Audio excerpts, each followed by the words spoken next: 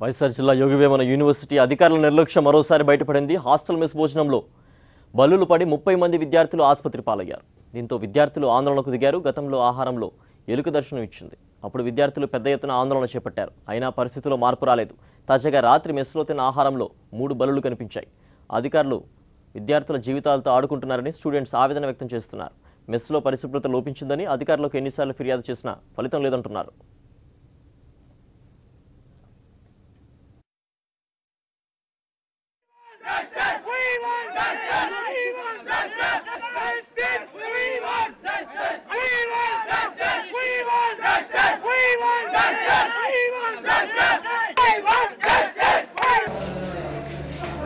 ఎలుక పడింది, నిన్న పురుగు పడింది, ఈరోజు బల్లులు పడినాయి.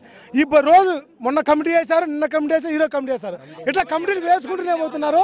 మొన్న ఫుట్బాల్ అయితే దాని మీద కమిటీ వేసి మెడికల్ నివేదన తీసుకున్న తర్వాత యాక్షన్ తీసుకుంటారంట. అప్పుడు ఎవరైనా చనిపోతే మేమందరం ఇక్కడ ఉన్న విద్యార్థులు పేదవాళ్ళం. ఇటువంటి ఈ యూనివర్సిటీకి చెత్త యూనివర్సిటీ ఇంకా యూనివర్సిటీ నేను ఇంతవరకు చూడలే. కనీసం కిచెన్లు తీసుకుంటే ఒక పందుల దొడ్డు కంటే చాలా ఘోరంగా ఉంది.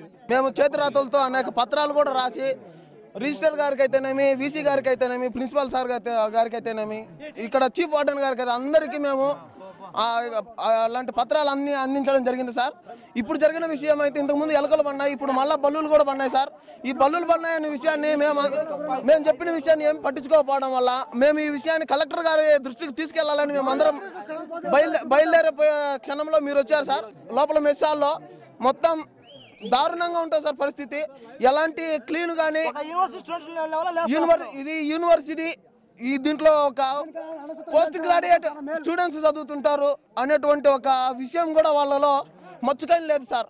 గత నెల కిందట సార్ ఇదే మెస్లోనే అన్నంలో ఎలుకబడి అట్నే ఉడికిపోయింది సార్.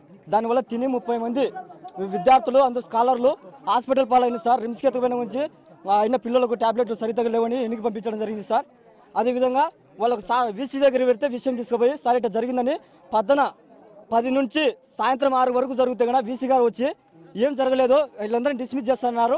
కానీ అది తీసుకుపోయి మళ్ళీ సీనియర్ ఇక్కడ ఉండే వర్కర్లు సీనియర్లు మిస్కు, అక్కడ ఉండే వర్కర్లు జూనియర్ మిస్కి వేయడం జరిగింది సార్. దానివల్ల కొంచెం ప్రాబ్లం సాల్వ్ కాలేదు. చూస్తే 2 బల్లి కనపడింది. అది ఎప్పుడు పడింది, ఎన్ని గంటలు పడింది అని వీళ్ళకి అడిగితే స్టూడెంట్స్ ఏమో 8:40 కల్లా పడిపోయింది సార్ అంటున్నారు.